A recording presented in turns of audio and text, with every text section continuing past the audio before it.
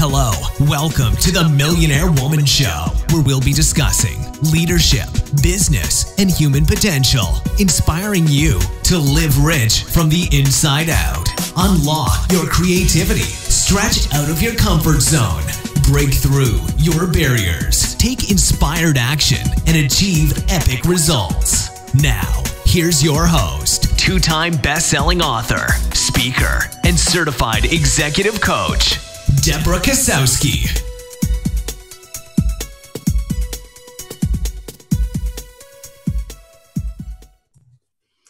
Hello, everyone. It's Deborah Kosowski here for another show, the Millionaire Woman Show podcast. And my guest is Milana Leshinsky. Simplicity Circle founder Milana Leshinsky is creating a simplicity revolution for coaches, authors, speakers, and entrepreneurs who want to grow their businesses with ease. Creator of the Reoccurring Revenue Revolution, author of Coaching Millions, co-founder of JV Inside Circle, and the inventor of Telesummits, Milana is known as a serial entrepreneur and a paradigm shifter for many luminaries. She came from the Soviet Ukraine 25 years ago as a classical musician with zero knowledge of the business world, and has built multiple 6- and 7-figure businesses since. Today, she's passionate about showing entrepreneurs how to use simplicity as a growth strategy and say goodbye to complexity and overwhelm. Hello, simplicity, profits, and ease. Please welcome Milana to the show. Thank you so much, Deborah. I am excited to be here with you. Well, I've been following you for a while, and there has been a shift for you.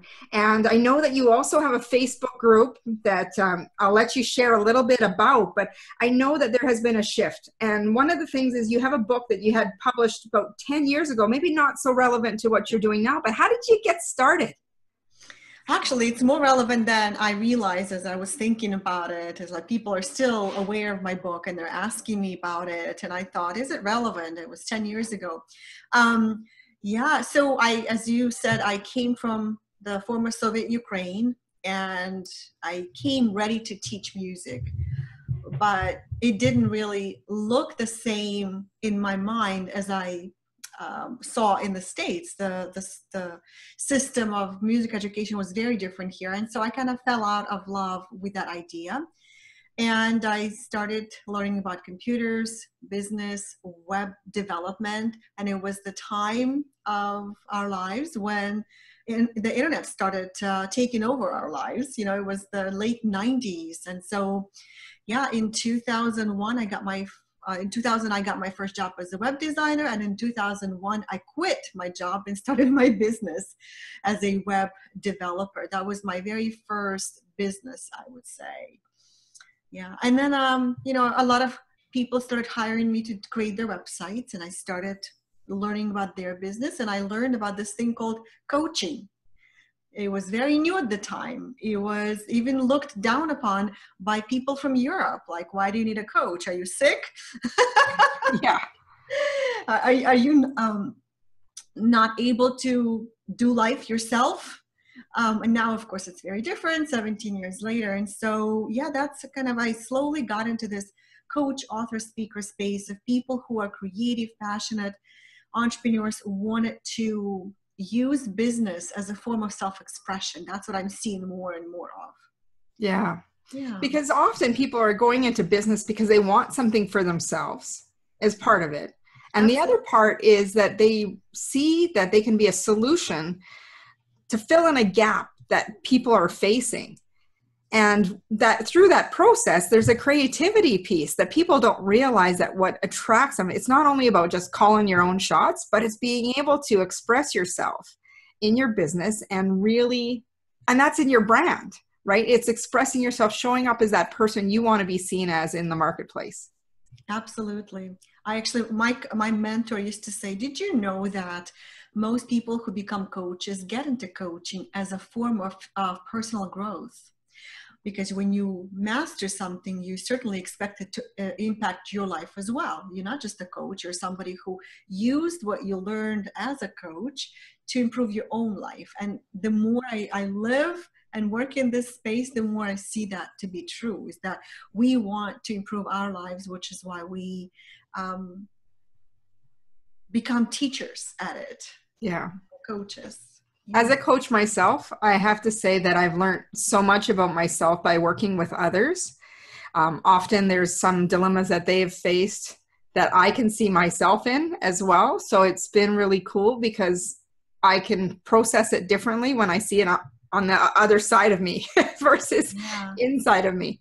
And there's some situations that are totally new to me, but learning how to navigate those as well. I actually learned more about myself in the last, I would say, 2 years than I've ever learned about myself in my entire life. And I think those lessons come through mistakes, failures, and pain. And then on the other side, it's like, that is why this was happening. Oh, I shouldn't have done that.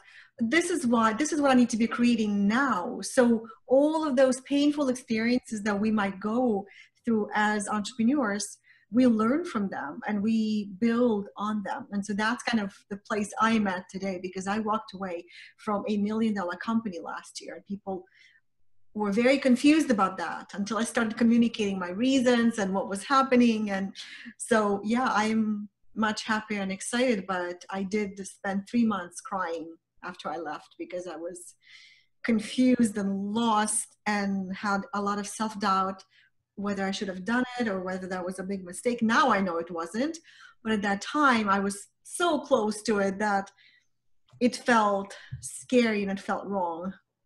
So let's get into that. What was the game-changing shift for you? That, because I see here that one of the topics that you really focus on is ending that confusion. And you went through that yourself to create results with ease, to turn that vision into a lucrative business. What happened that made you shift? So when I first started my business 17 years ago, I went from being a web designer to being a marketing coach, eventually to creating, people have said, Milana, build a coaching empire. And what that means is that I've created dozens of different training, coaching, and information programs on how to build a business as a coach, how to grow your business online, all of those things that I was teaching. And I had a live event called Coaching Summit, and I had the very first in the world telesummit called Coaching Telesummit. So I did all of these things that I've built in my business, and I was raising 2 small children at that time, and working about 4 or 5 hours a day, raising 2 small children. I reached a level of a $500,000 business. Wow. Which was phenomenal. Just the fact that I was able to use the word million in describing my income, to my family was surreal. My uncle would always make fun of me and say, so where are all your millions? Where are you hiding them? And then I started getting a little bored, I think. This is part of my self-awareness. I get bored when I stop being able to see or say something new and fresh. The reason it started happening is because a lot of people in our industry started coming into this field saying the same things, saying similar things. All of a sudden, there's 1,000 business coaches and mentors, and they're all marketing the same thing. And I looked at it and I said, I don't think I have anything to say new right now. And that's when my level of boredom reached a new high. And that is when my new business partner approached me. And his idea was, I really liked his idea. And I think I liked it so much that I didn't think about much else. And I said yes. And at first it was a small yes, let's do this project. And then it was a big yes, forget my company, I'm just going to do this. And we built a company with a big team, a big community, and it was very exciting. And then a couple years into it, what started happening was the company got so big, and there's so many moving pieces around it, so many goals, projects, things happening, that I can't say that I became overwhelmed. I think I no longer saw a very clear role for me in this company, because what I love doing is creating. Mm-hmm. but everything was already created. It seemed like everything that needed to be created was already there. And now we were in maintenance mode, and maintenance kind of like management, right? And I became restless. I wanted to create something here, but wait a minute, I'm not really managing a team. That's not my role. I wanted to create something here, but wait a minute, we already have a live event, and adding to it would be too much. So anyway, I became restless, and it became a little bit overwhelming. The relationship with my business partner started taking a toll on my health, and I started having panic attacks. And if you ask me during that time, are you overwhelmed? I would say no. Do you enjoy your business? I would say, it's not bad. But my body knew before I knew that it's time to leave. And the panic attacks were sort of like a red flag, a sign that something had to change. And so after a year and a half of panic attacks, I finally realized that I'm just not going to be happy in this business. There's a lot of friction happening, a lot of things that I'm not happy with the way it's going. I need to leave. And so I made a decision. We made $1.5 million that year. And I said, I'm done. And I walked away. Well, I didn't quite walk away. I sold my half to my business partner. Yeah. But in my mind, I walked away because I was building something. It was my baby. Yeah. And it had so much potential. And instead of seeing the potential flourish and thrive, I didn't allow myself to be part of it. I just left. So that's kind of how I see it. See, and as I hear you saying the story, when I think of someone who has that creative energy and drive, and when you hit a maintenance mode, it's almost like complacency. Yeah. Right? And complacency is death. Complacency death of your soul, and it's restlessness. I think for me, it showed up as restlessness. Yeah. I was jumping from project to the project, and I couldn't figure out why I wasn't happy, why this wasn't enough. And I also have to tell you, your show is very relevant for me to say that. I've always wanted to make $1 million. That was the holy grail for me. I think it's the holy grail for every internet marketer, for every person who starts a business. I want to have $1 million company. And finally I did, but when I hit $1 million, I didn't realize that I was a 7-figure entrepreneur now. I missed that whole point in time that it happened. And it wasn't until 6 months later that my accountant told me, oh yeah, you're $1.4 million. I'm like, what? I'm a millionaire? I made over $1 million and I didn't know about it. What was I doing? What was I busy doing? Yeah. And so it didn't feel like it, $1 million, like I thought it would feel. Actually, it felt like nothing. It felt empty, and it felt like, what's next? And I actually remember thinking that hitting a 6-figure income was a lot more exciting. I remember I went out celebrating when I hit $100,000. I took my whole family to the most expensive restaurant. Yeah. Right? So when you think that $1 million is going to be making you happy and solve all your problems, actually, it's not. And that was my big revelation and biggest surprise as I grew my business. Yeah. So how do you measure success now? Because many people, success to them is wealth. Other people, it's, relationships. What is your measure of success? Now that I've been building a new company called Simplicity Circle, I've been exploring this idea. What is simplicity, and why do I like that idea, and why do I equate that to success? And that's because simplicity to me, most of all, feels like freedom. So I measure success today by the amount of freedom I have. And you need money to have a certain level of freedom. You cannot be free without having money to buy things and experiences that you want. I mean, some people will argue this notion. I watched the documentary, The Minimalist, and I read the books.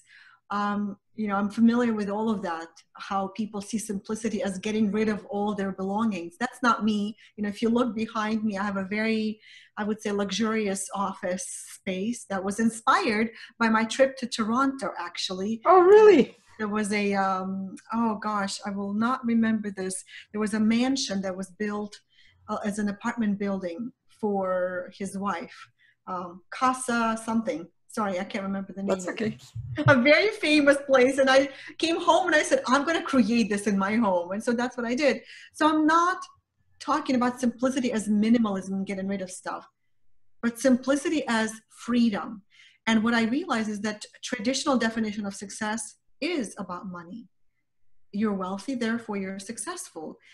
The problem with that definition is that you don't know how that money came to be in your life, how much blood, sweat, and tears you had to put in, how many divorces you had to go through, how many illnesses or how many days of depression you had to deal with on the way there.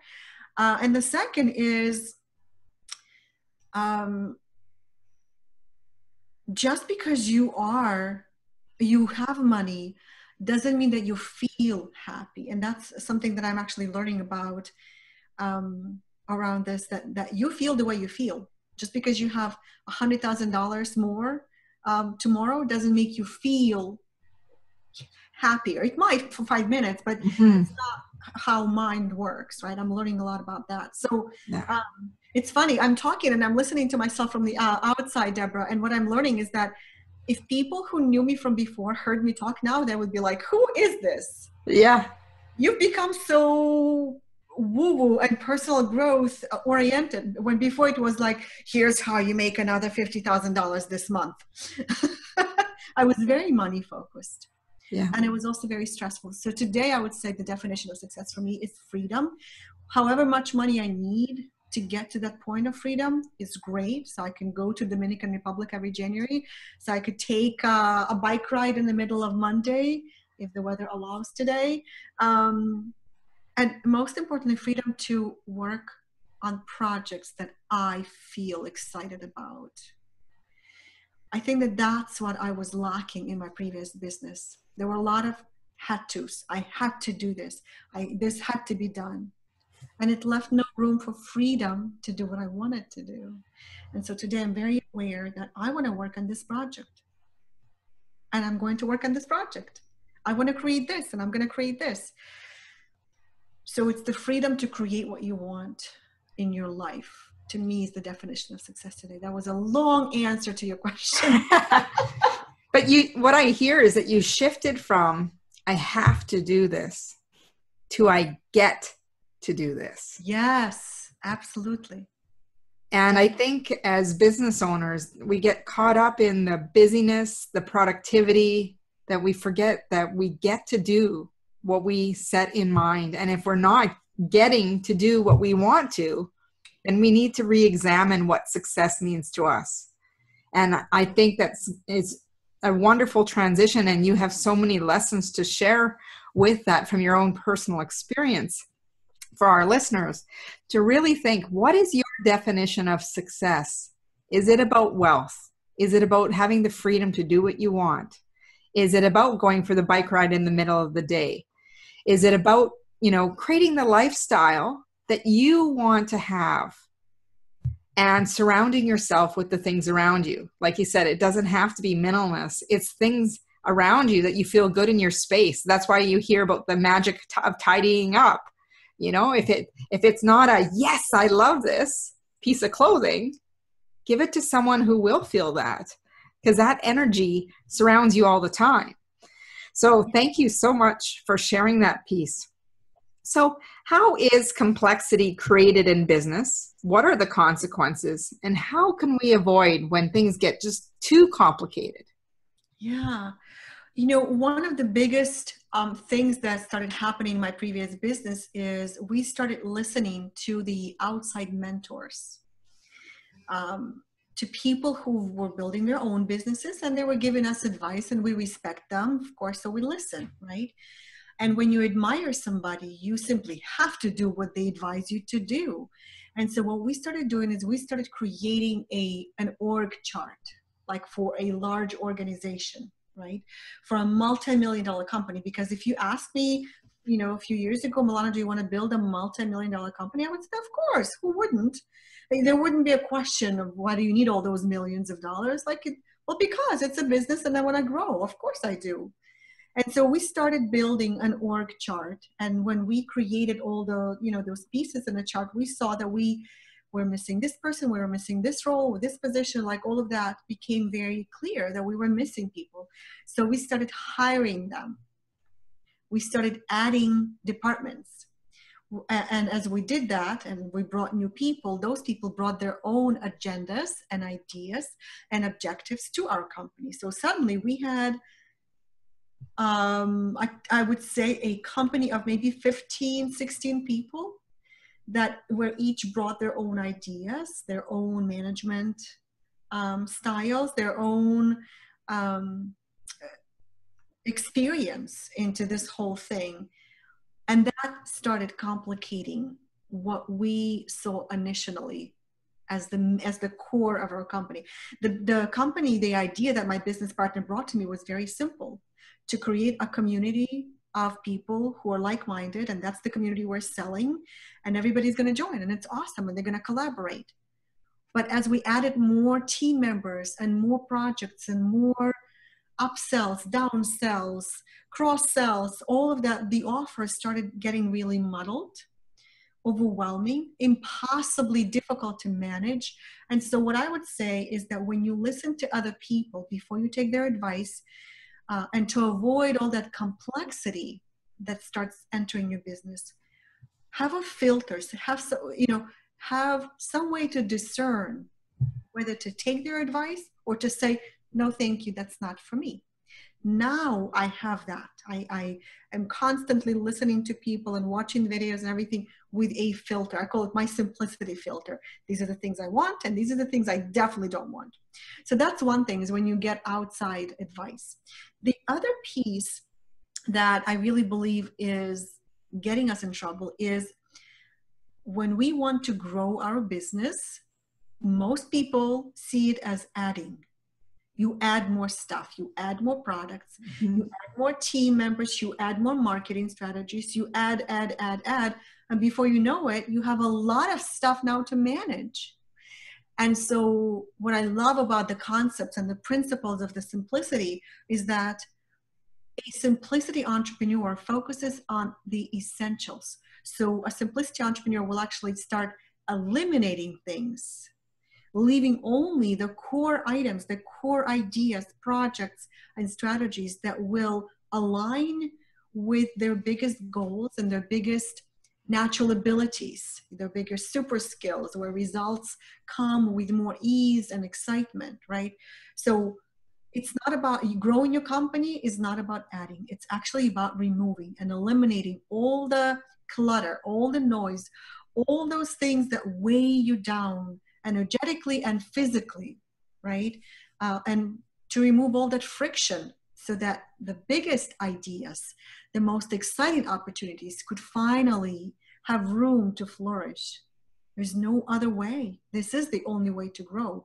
Adding more stuff is not going to grow. It's going to create a monster that you're going to have to manage and maintain. So what do you want to maintain is the question, right? And it dilutes the vision by having all of those things added in. Absolutely. It's almost like, you imagine a bunch of glasses and you have a water pitcher and you pour water across all those pitchers, and it's going to take a while for you to fill them all, right? But what if you take all of them away and leave one, and then you try to fill it, right? Suddenly the water level starts rising because you're focusing on that one glass. Kind of like a silly analogy, but that's what happens when you have too many things going on in your business. And the problem with those many things is that sometimes you add them because somebody else tells you to. Yeah. Not because you feel, oh, of course I need to hire this person because I need a website and I need a web designer, like the natural step for you. But no, you hire a web designer because somebody tells you you need a web designer on your team. Yeah. Yeah, I do. Oh, wait, we need to create a website. Yes. So then we have some work to give to the web designer, right? So suddenly it becomes about providing work and projects to the people you hire, which I remember was like a nightmare. We don't want to lose this person, so let's create work for them. Do you know how much complexity that creates? That's everything very complicated. Sure. What is the biggest problem right now in the entrepreneurial space? for a coach, author, speaker, or just expert space? Yeah. So, you know, Deborah, I started my business back in 2001, and it was so easy to become a pioneer in any niche, in any field or industry.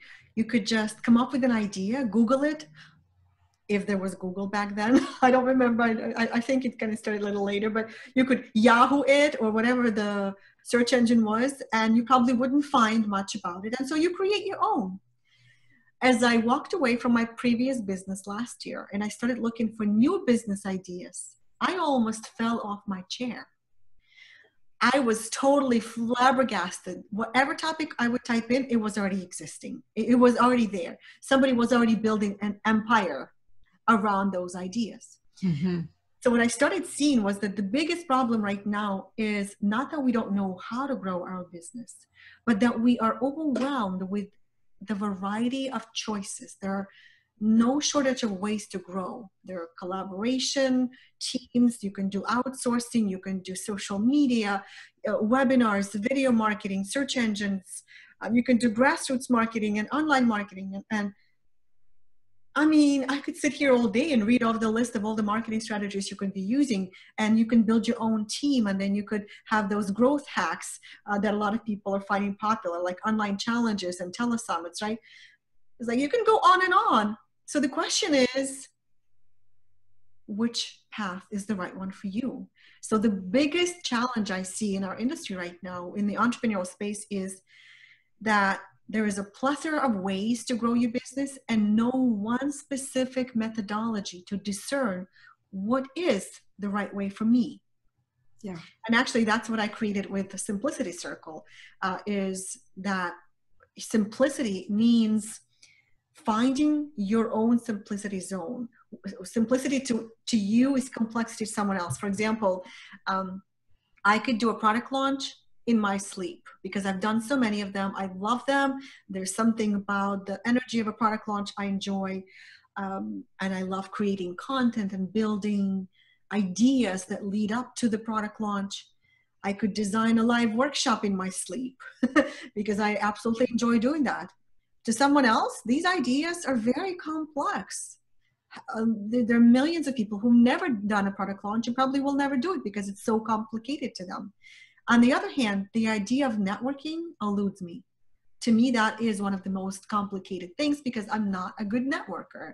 I tend to be the person in the corner who shrinks because I'm an introvert and I need maybe some, a cheerleader following me around and introducing me. I don't know, but to me, that's not my favorite thing to do. And to someone else, that they could do that all day long. And so learning a little bit about yourself, looking deeper and asking yourself, so what is it what are my natural abilities? Where do my super skills lie? There are a lot of assessments out there. They tell you, what kind of person you are. But what I've done is actually put a way together that you can translate your natural abilities into how exactly should you build your business? What does that mean? Okay, so you're a networker, but what does that mean? What is the strategy? How do you attract and convert clients? So a lot of those things become important for you to know. And it's not a cookie cutter solution. No, it sounds like you have a very customized approach because everyone has their own place where they need to be playing in. Well, you know how sometimes you go to websites and it says the fastest and easiest way to grow your business is X. Yeah. Whatever the strategy is. And the thing is that you have to keep in mind is that the reason that person is saying that is because it was the easiest and fastest way for them. But just because they succeeded with the strategy doesn't mean you're going to either. I mean, I've sold products and programs for over 17 years. And what I am seeing is that I've sold products by saying to people that this is the easiest way. But as I have matured and gone through the transition, I can see that, to me, it was the fastest and easiest way, but I can see why this person didn't succeed with this very same approach.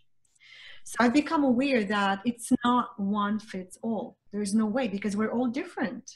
Mm-hmm. Just like there are many different diets, many different fitness plans, many different colleges. Why would we expect to look at somebody who's very successful, see what they're doing, try to replicate it, and then assume that we're going to get the same results when we are a completely different person. So that Very awareness true. has become a very deep part of my daily life right now. Is I'm listening to you. I hear that you're saying that you were successful with it, but I'm not going to simply take this strategy and use it in my business because I can see that you are a talker and I am not. You are a great networker and I am not. Right? That's just an example. And with that opportunity to have that filter that you talked about, you can also see where you can adapt things at the same time to make them work for you. For sure. Absolutely. You just have to become more aware of your super skills. I also like to say your natural tendencies. Start noticing when you are tired, when you are low on energy, what do? Let's say that you have a work day, you're working, but for whatever reason you are low on energy. What are you doing then? What I do is I start creating content. I start putting little methods and frameworks together, organize ideas into like insights and pieces of information. But if you ask me at the low energy moment in my day to do an interview like this, there's no way that I could do it. Yeah. And some people are very natural at connecting. So I noticed when I talk to my friend, she will always say, "Oh my God, you gotta meet this person. Oh, there's a book that I can check. I will bring you the book." So she keeps connecting ideas and people to ideas. And that's something that she does naturally. That's her natural tendency to do that. So start noticing, what is it that you do if left to your own devices? Those things that you're doing in your tired moments or your low energy moments, in the moments when nobody's coaching or mentoring you, in the moments where you really just naturally doing these things, how can you do more of that and actually monetize it? That's what I love exploring with people. That's pretty powerful, because when you think about it, you go from the doing person to the becoming person, To I'm be, going to become, to actually being yes, the person that you're meant to be. So when you approach your business with that simplicity, what happens is growing your business becomes second nature. You're just being who you are. Mm-hmm. Yes, you need to be strategic. Just because you are naturally a teacher or an educator doesn't mean you're going to sell and make money. You need to be more strategic. That's why we learn marketing. But you can, marketing is simply communicating value to potential clients. How you communicate your value, that's where you need to really come into understanding of your natural abilities. Where do people hear you, right? So here's my question for you then, because I keep thinking, so simplicity, stepping out of your comfort zone. Oh, I'm so glad you asked that. So how does that work when you were taught that we need to stretch and grow and still keep it simple? Yeah, for sure. So I'm so glad you asked that, because that's been a question for a lot of people. When I launched Simplicity Circle earlier this year, a lot of people were asking me, so are you saying that I should not ever expect to work hard or to stretch outside my comfort zone? Isn't that how we grow? Absolutely, that is not what simplicity means. It means that you can stretch outside the comfort zone, but you do it in the direction that you feel drawn to. In the direction that is the right direction for you, right? For example, for years, I've been trying to succeed with the speak to sell model. I love the idea of getting on stage, inspiring an audience, and making money. Except I've never truly succeeded with that model. Even after 10 years of learning and practicing, I've done my live events, I've spoken at other people's stages, I've never truly succeeded with that, right? I would maybe get 11 people out of a 300 audience to say yes to me. Well, that's pathetic to somebody who does, who inspires and motivates and, does these big numbers and the audience just runs to the back of the room. I've always wanted to have that happen. For whatever reason, I found it always to be extremely stressful. Sometimes I would even develop a migraine in the middle of preparation for my presentation, right? Something was off. But then I would get on a webinar and I would close $500,000 worth of business in a matter of weeks. So to me, what that was saying is that I could continue to stretch myself and work hard and grow and learn and hire new mentors and go through more programs in the realm of speak to sell, selling from stage. Or I could just continue improving and learning and getting outside of my comfort zone in the webinar realm. For example, the way I recently done it is I started doing Facebook Live video, because webinars usually means you have slides, and I would hide behind my slides. But now I am stretching outside my comfort zone by doing a webinar, but actually having my face on camera in addition to having slides and Q&A and all of these things. So getting outside of your comfort zone in the right direction is going to serve you really well. Pushing yourself outside of your comfort zone in the direction that where you don't really have those natural abilities or that ease that comes with it, what happens is you're going to be frustrated. Your results are going to come through force, and force leads to what? A burnout. And 2 years ago, I burnt out on stage, and I said, I never want to ever sell from stage, anything. If you want to buy from me, please, but I'm not going to sell you anything from stage. And to somebody who's been successful at it, this might feel silly, funny, ridiculous that I wouldn't be willing to continue pushing myself. But I figured that after 10, 11 years of trying to master this area of my business, I think I'm good. I'm good for now. I want to go with the flow. So Yeah. that's what simplicity really is. You can stretch yourself. I will tell you, when I first started my business in 2001, I didn't know anything about my natural skills, which is why I prefer working with people who already know a little bit about themselves and what they're drawn to, right? But early on, I didn't know. And I heard about this thing called teleclass. Oh, what's a teleclass? Well, I was a music teacher. I'm curious about classes of any kind. So I became a teleclass leader. I took a training, 5-day training called teleclass leader training. And I delivered my first teleclass. I had a lot of fun, and one person joined. But because I had fun, I explored it. And I learned how to get 100 people on the call with me. And I made 7 sales. And so what started happening is every time I would learn something about a teleclass, I would get more results. So that's how you know that this is within your natural abilities. This is within your simplicity zone, is that every time you learn something new, your results grow and improve, and you continue to get joy from it. Does that make sense? Yeah. And the other thing I was thinking about, when you think about that speak to sell model that people have been using, if it's against your core value, and when you identify your values, that could be where part of that struggle comes from. I'm not sure if that's necessarily the case, or it's just that often I think when certain models don't work for people, it's because there's a misalignment, or there's something else going on that, it just doesn't resonate with you. So when you project it, it's not the same results as someone else who that's natural ability. Well, and you see, you can argue this point. Somebody told me, Milana, you just weren't working with the right mentors. You just need to work on your mindset, your beliefs. Maybe you have this block that you shouldn't be selling. So I think that that's what you were saying, Deborah, right? And so that could be adjusted with some coaching and mentoring. You could overcome that mindset that you shouldn't be selling to people. For whatever reason, I wasn't connecting with it. So you could spend your time doing that. Absolutely. Yeah.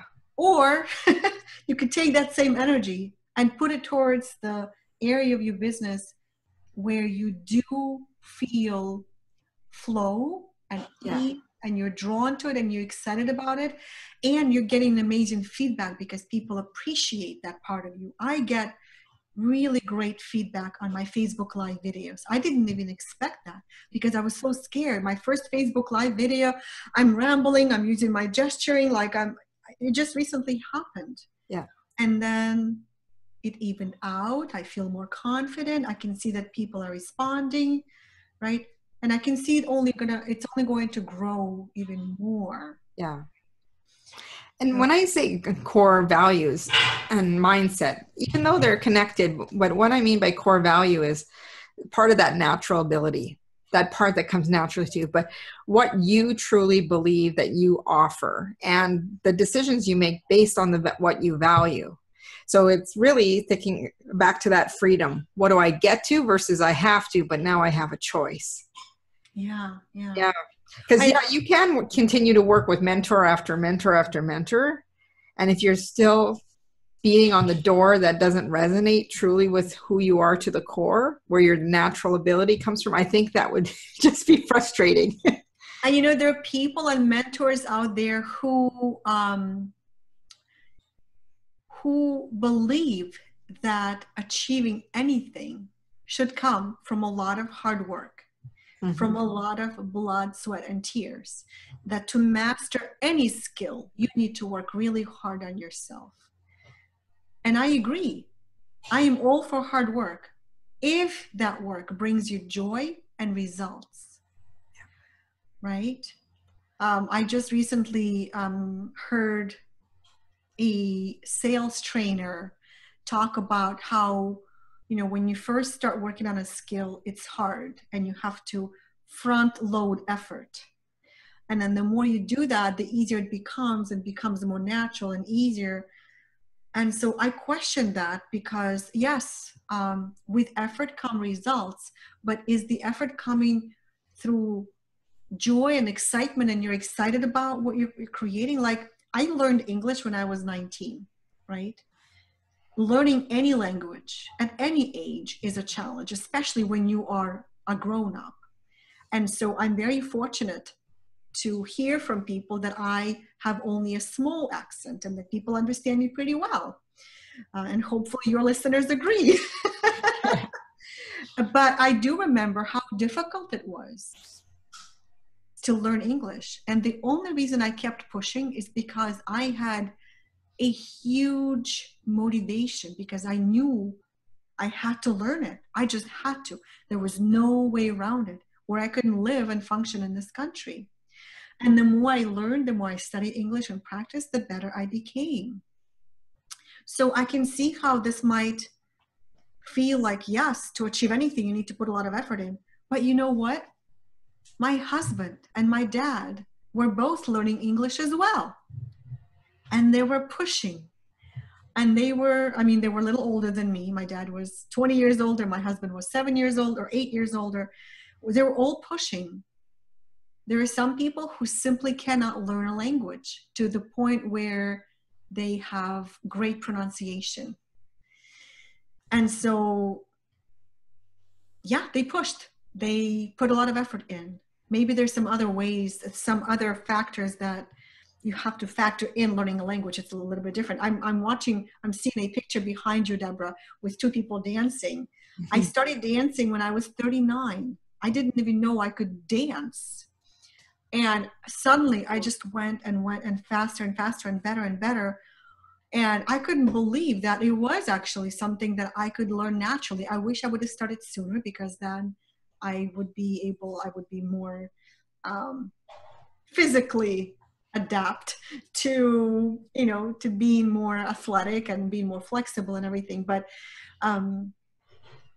I think that also that comes with effort. But I am so excited about learning how to dance that I am willing to put the effort, right? So you can get outside your comfort zone and be miserable, or you can get outside your comfort zone and be like, I got this, I can do this, I can't wait when I'm so good at it that people will applaud me. Yes. And I just noticed how your face lit up as you were talking about dancing. So that's where that natural ability, that flow, that it doesn't need to be hard, but you can work hard at something. So if you don't know which path to take in your business right now, as far as how to grow, that's the first question to ask yourself. What do you want to do? And let's say you say, I want to just draw or paint. And that's it. And that's what brings me joy. Now, just by drawing and painting doesn't mean you're going to make money, right? But what can you do with that to improve it to the level where people start noticing it, where you can feel good and confident about showing your work and people noticing, right? So I think that that question should be the first question. What do you feel drawn to? Like everybody's telling me how to build my business right now. Oh, you should start a membership site. You should start a Facebook group. You should do more video. You should have a $5,000 VIP mastermind program.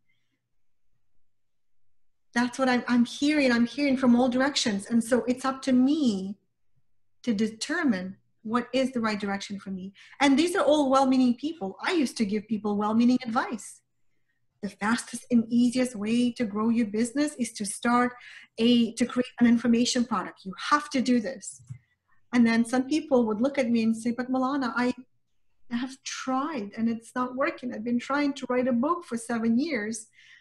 And now I see that, you know what? Don't worry about writing a book. You are amazing when you're connecting with people. Keep doing more of that. Right? So give yourself permission to do what you feel drawn to, but do more of that and do it a little bit more strategically. Right? So these are the kind of conversations I love having in my simplicity circle. Yeah. Well, but forever. I think what it is that people get overwhelmed because of all the messaging that's out there. They think that they should be doing every single avenue to grow their businesses. And when it comes down to what you're doing is you're sifting through to find out what people are truly want to do. And I think because they got caught up in the busyness of the world that they fail to stop and say, hey, how did I get here? Is this really what I wanted? And sometimes what happens is you create a monster of a business and you cannot walk away from it. You have to maintain it. You have to do the business. I remember that when I first left my company last year and I started talking to people, I had some people who were really jealous that I was in a place where I could walk away, drop it all, and wake up the next day. Now, I didn't feel really good about that. I felt a little lost. Like, oh my God, I'm just like, I have nothing to do. I have no brand to market. I have no business to grow. I have not even an idea right now. I felt very lost. I had nothing. I was such a workaholic all my life. And I had nothing to do. Like I jumped off a fast moving train. But those people were like, man, I wish I could just leave it all. Just walk away. You're so lucky, Milana, they were telling me. It's because they created such a monster of a business that they couldn't walk away from it, right? They had a team, they had clients, they had all these structures that they created that they were responsible for. So one of the exercises I like to give my new clients is I ask them, imagine you had no business right now. Imagine you were starting from scratch. What would your business look like? Design your business as if you have no business. And at first, this exercise is very overwhelming for somebody who has a membership site with 100 clients and a team of 7 people and client calls every week, right? But then I just say, you know, just pretend. Let's play. Let's play this game. Imagine you have no business. Like cleaning a closet. Take everything out of it. Don't try to organize with stuff in it. Just take everything out. What would you put back? Would you put your membership site in there? If yes, let's put it in there. Would you put a general manager or would you just have a virtual assistant? For example, right now, all I have is one VA. That's it, one virtual assistant. And I went, you know, from a team of 12 people down to one VA. It feels wonderful. Ah, I could breathe. So see what that, play with that. If you're overwhelmed right now, if you are running a giant entity, giant in your mind, see what your business would look like if you were to start from scratch. Now, with all your knowledge, what would your business look like? Untangling the existing complexity can be very difficult because what people do is they try to approach it from, you know, okay, how do I prioritize? How do I simplify? To simplify is like saying, relax. You know you need to do it, but you don't know how, right? So it's not enough to hear the word, well, you just need to simplify your business. What I do is I actually help people build simplicity right into the DNA of their business, because we look at the foundational level of what makes you, you, and then we build from there. How do you make a decision? Is a membership site the right decision for you to start? You don't know that. Not until you look at all the aspects of what a membership site represents. And then how do you price it? Well, let's look at what you want to deliver and how people will be willing to pay for that. And can it be sustainable? See, you can do once or twice anything. I can speak on stage a couple times a year. I can do that.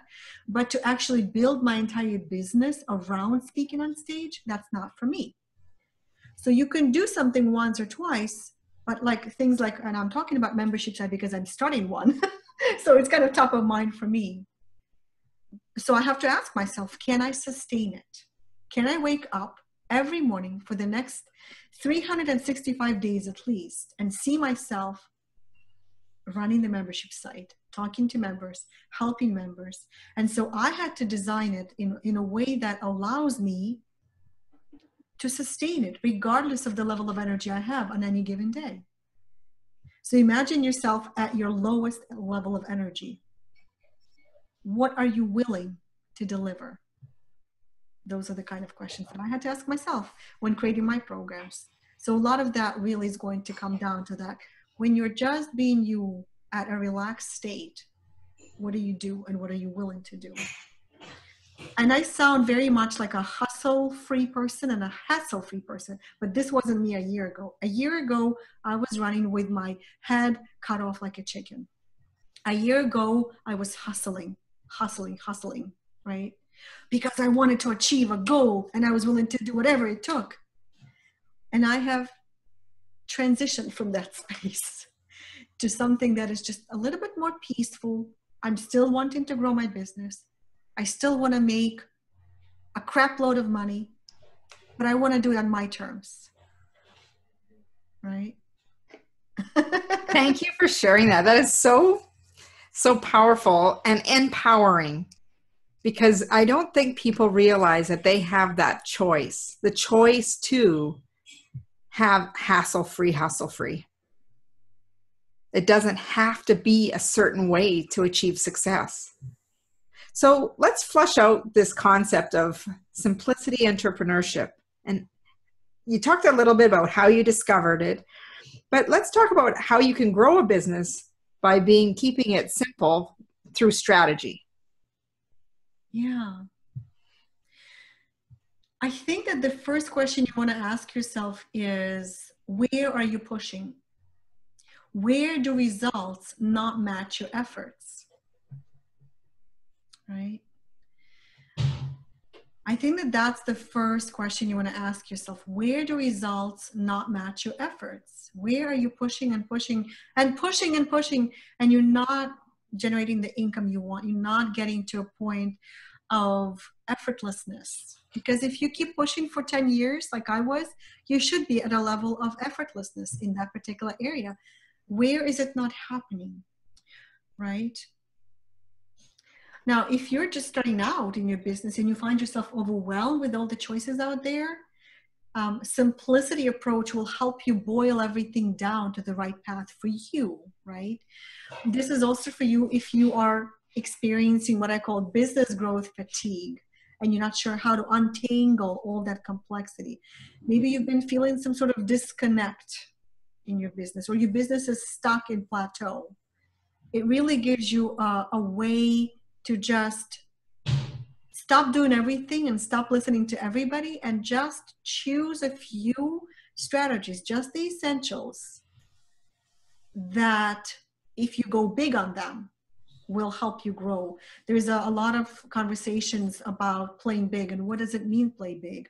Like, Deborah, what does it mean to you to play big? I don't know if you've ever given this a thought, but playing big to me is to be able to speak to large audience of people, watching them have those aha moments of transformation. And ideally, I like to hear that some of them come up to me after to say how what I was sharing with them impacted them. That is part of playing big. And playing big is about being able to do what I want to do. Well, that's great. To do it. You are definitely a step above than I was a year ago, right? Because to me, playing big for the last 16 years, up until just recently, was to do a big product launch with big names, joint venture partners. That was playing big to me. Now, it came with a lot of stress, anxiety, sacrifices, eventually panic attacks. But that to me looked like playing big, is that my name is known. I'm creating something incredible. I'm building a revolution. I'm pushing a brand. I am known. I'm on the tip of the tongue for big name people. To me, that was playing big. Mm-hmm. And of course, making a ton of money, right? Yeah. Making $1 million and being willing to do things that maybe you weren't really wanting to do, but pushing. And so the transition that I've gone through revealed to me that playing big actually means doing more of what you love doing, improving what you love doing, and becoming better at it, because then you can play big in a very concentrated area of your business. Like right now, I'm playing big in Facebook Live video. I do one every day. I'm a part of a challenge. It's called the 21-day Facebook Live challenge that's currently running. So I'm playing big in that one area because I want to improve and master and go through a huge improvement, kind of go to the level of effortlessness on video. And that's, to me, is playing big right now. If you are great at networking, then forget information products, forget social media necessarily. Do more of that. Play big in networking. So playing big to me means concentrating, focusing in one or two particular areas that you feel drawn to, that you have your super skills in, and just do more of that. So I kind of changed the definition. And you're right, like for you, playing big means being in front of a big audience. Well, that's great. That's very important. Not necessarily for everybody so, right? So you have your own definition of playing big. But as long as it is aligned with what you love doing and where you want to go, then that is your way of playing big, and that's awesome. Yeah. And, I've thought about it many times. If I can be doing anything, what would I be doing? And what that is for me is to be in front of an audience, to be either coaching, but really being able to serve to the highest energy that I have, and also to be able to share the knowledge that I have. And what I've done to get to where I am doesn't mean it's going to work for everyone. However, they may take nuggets of what I share and what resonates with them to create their own, because it takes a lot of trial and error. So one final question for you, and it's about our listeners and some of the things that they need to do to start taking simplicity. So here's some things I thought about as you're speaking. So Steve Jobs, for example, he wore the same clothing almost every single day, although I assume that he had multiple of the same. I hope so. And, you hear about people eating the same breakfast or the same lunch every day. And part of that is because they're decreasing their decision fatigue. Yes. So that they keep it simple. They're eating the same things. Does it get boring? No, it can. Maybe they change it up on weekends, but they create this structure in their life so that it's quite simple. And I'm just curious, because there's a difference between simplicity and simplifying, and you've given some examples, but what action steps can our listeners and viewers start taking to start simplifying some of the things in their life? That's a good question. I would say that the first thing to do is to ask yourself a few questions, because you may be overwhelmed and pushing and not realize it. In fact, I didn't realize that I was reaching a burnout until I left. Actually, until I started having panic attacks. but I didn't understand why I was having them.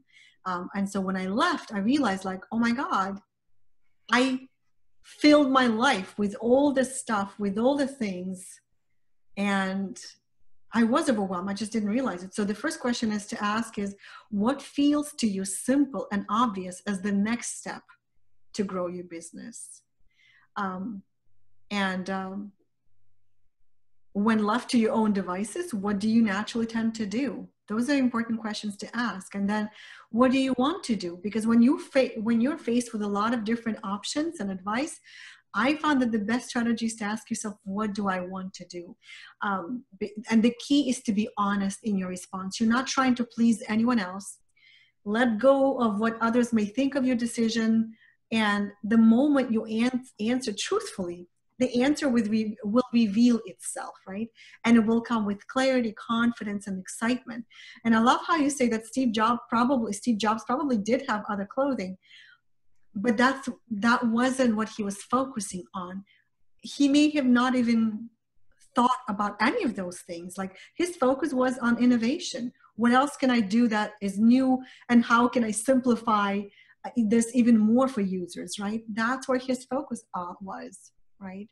I don't know much about his lifestyle, but chances are that he wasn't giving too much thought about his clothing and what to wear. Chances are. Right. So I think that simplicity-minded entrepreneurs and people in general, they don't think about it consciously. They just focus. Like, one of the reasons that I was successful in business from the very beginning, I was very quickly going up. Considering the fact that I never had any business experience, I never said the word business until I was 25, probably, because business and entrepreneurship was never part of Soviet Union, right? And yet, in my second year, I made $60,000 in my business. And then my third year, I already hit 6 figures. The reason that I feel like I was successful so quickly is because I've always hyper-focused. So I was always a little bit simplicity-minded. I would always focus on one big project at a time, one big objective at a time. I would only hire people if they would support one project that I'm currently working on.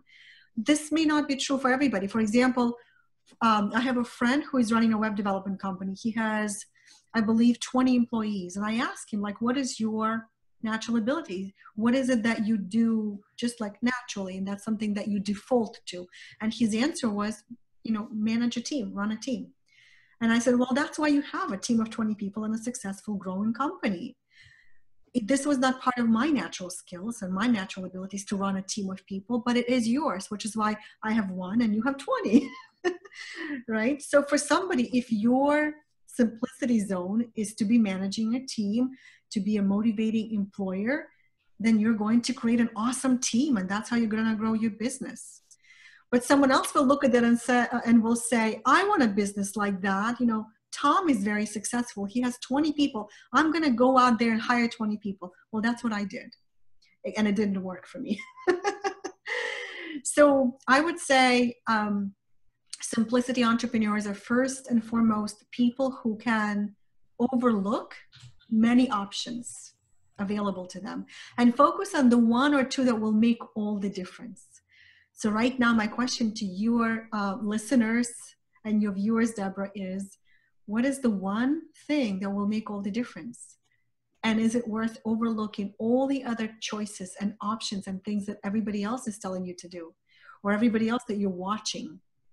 Where can you go big? What one thing that you can go big on?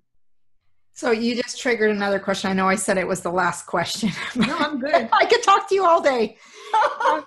Well, come on into Simplicity Circle. We'll talk more. That's awesome. So here's the thing. So we want to keep things simple. We want to get started with taking those little action steps. What is the best piece of advice that you feel that you've ever had that has gotten you to where you are right now?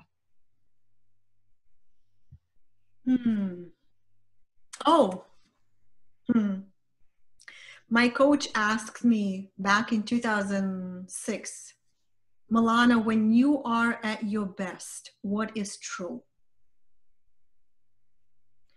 I was confused about the question. That was the first time anybody was asking me a question of that nature. So when you are at your best, what must be true? When you're producing your best results, what is true? And I said to him, I'm embarrassed to answer. That's not the answer that makes me look good. It's an embarrassing answer. He goes, don't worry about it. Just answer this question. My answer, and I'm still a little, I can't say that I'm embarrassed, but I recall my answer, and I have evolved since then quite a bit. But at that time, my answer was that I sit in my office by myself, no people, and I create products. That's when I create my best work. That is my best result. And he said, then that's what you have to do. So the best advice to me was, be honest with yourself about where your biggest results come from. Because as soon as I would create a product and I would announce it to my mailing list of people, they would buy. I sent out an email with a little note about my product and they would buy. I had really great products. And I knew how to create marketing around them and how to build up to get people excited about trying those strategies. So I started doing more of that. That's how I grew my business to $500,000 on my own. And then in the company that I partnered with my business partner, what started happening was I started, because I'm a people pleaser, as many women are, I started leaning more into what my partner wanted me to do, into what my team wanted me to do, into what my market wanted me to do, into what my members expected me to do.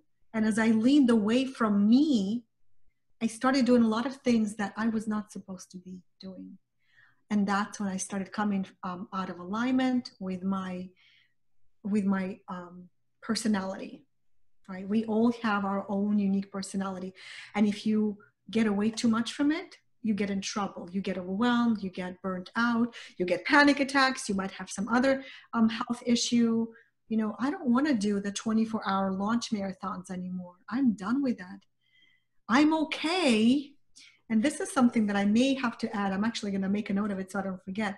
I'm okay making less money as long as I don't have to stay up the entire night answering questions about my program.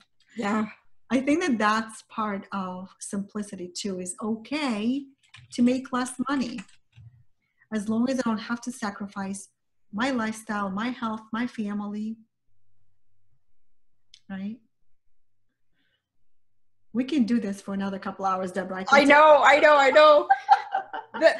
Just that your message is so powerful in a time that people are in a place of overwhelm, feeling confused, and often wondering when those results are going to start coming. And just your message today about keeping things simple, really looking at where your strengths lie, where do you enjoy most playing, what gives you most joy, and really it comes down to finding out what success really means to you. And here on the Millionaire Woman Show, we're using the principles of leadership, business, and human potential to help people live rich from the inside out.